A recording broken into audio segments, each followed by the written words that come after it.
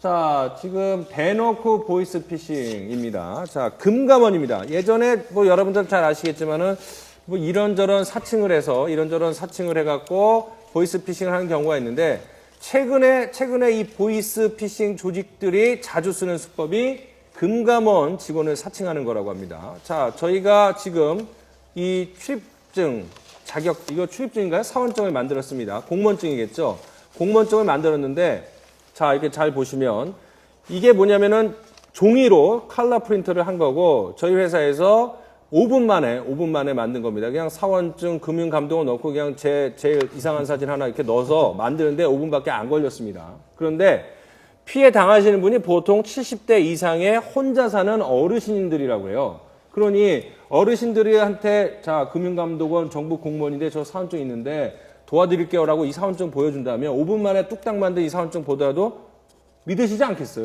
아니, 금융감독원이고 네. 금융감독원 신분증까지 보여주는데 그것도 거의 흡사하게 보여주는데 예. 독거노인이 뭘 알겠습니까? 예. 그러니까 그 사람한테 그랬다는 당신 은행 계좌가 정보가 노출됐으니까 빨리 돈을 찾아서 맡겨라. 예. 그러면서 신분증까지 보여줬다는 거 아닙니까? 예. 또 뭐 현금 카드까지 이렇게 해가지고 나중에 이걸로 찾으면 돈 된다 이렇게까지 만들었다는 거예요. 확실히 속아 넘어가기 위해서 아주 지능적으로 한 것 같습니다. 예전에 예. 금융감독원 사칭 그 보이스피싱은 신분증 같은 거 안 했어요. 또 현장까지 방문하지도 않았습니다. 근데 이거는 좀 지능화된 거거든요. 근데 저 변호사님 보시면 금융감독원이 공무원증인가요? 사원증인가요? 금융감독원이 이게 공공입니다. 예. 그러니까 공무원도 아니고 예. 이게 어떤 공사도 아니고 애매모호한 겁니다. 은행에서 출자해가지고 만든 기관이거든요. 예. 그러니까 이게 금융감독원이 잘 모릅니다. 그것도 무서운 기관이라고 생각합니다. 예. 금융감독원은 또 보이스피싱 이 전문 조사기관인 줄 알아요. 근데 우리나라는 문제는 뭐냐면은 이 보이스피싱에 대해서 전담적으로 예방하고 수사할 수 있는 어떤 대책기구가 종합대책기구가 없다는 겁니다. 네. 이게 문제가 있습니다. 경찰 따로, 검찰 따로, 금융감독원 따로, 은행연합회 따로 이렇게 하다 보니까 예. 어떤 주민들이 피해를 입었을 때 내가 어디서 호소해야 되고 어떻게 돈을 찾아야 되고 어떻게 법률적인 지원 서비스를 받아야 되느냐 네. 이런 거를 잘 모른다는 겁니다. 자, 홍상희 기자. 네. 홍상희 기자가 한번 설명을 해 주실 텐데 지금까지는 보통 전화를 해서 뭐 이렇게 현혹을 해서 은행 계좌 이체하게 만들었는데요. 네. 지금은 이게 직접 찾아갔다는 게 특이점 아닙니까? 그렇죠. 방문 피싱이라고 이야기를 하기도 하는데요. 아, 그렇습니까? 예. 그러니까 뭐 그렇죠. 일단은 보이스피싱은 목소리만 갖고 사기를 네. 치는데 이거는 직접 방문하니까. 네네. 예. 이분들이 지금 화면이죠? 그렇죠. 이 예. 사람들이 갖고 있는 전화번호가 뭐 누가 누군지 모를 거 아니겠어요? 예. 그러니까 일단 전화를 해서 노인이 받으면 예.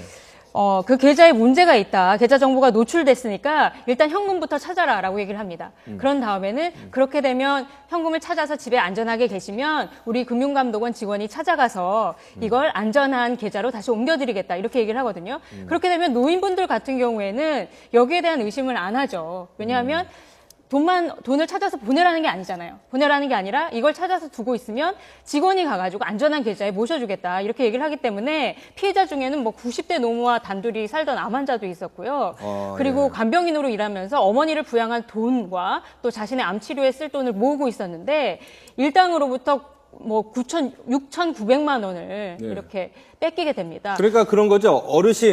제가 직접 어르신 잘 모르니까 제가 직접 찾아가서 안전하게 은행까지 모셔다 드리고 절차 알려드릴 테니까 조금만 기다리세요. 돈은 찾아놓으세요. 이렇게 해서 사기를 쳤는데 자, 영상을 한번 보시면 지금 뭐라고 그러죠? 서류 가방을 들고 말끔하게 찾았습니다. 아까 저희가 다른 얘기 하다가 이동영 작가님이 그 말씀하셨죠? 양복 입으면 어디든지 다 의심 없이 출입할 수 있다고 하는데 저렇게 멀쑥하게 양복 입고 뭡니까? 사원증 보여주고 서류 가방 들고 다니고 하니까 의심을 안 할 수도 있겠네요, 어르신들이. 보이스피싱 일당들이 왜 노인들을 찾아갔느냐고 생각해 봐야거든요. 네. 결국은 속이기 쉬운 상대를 찾은 거예요.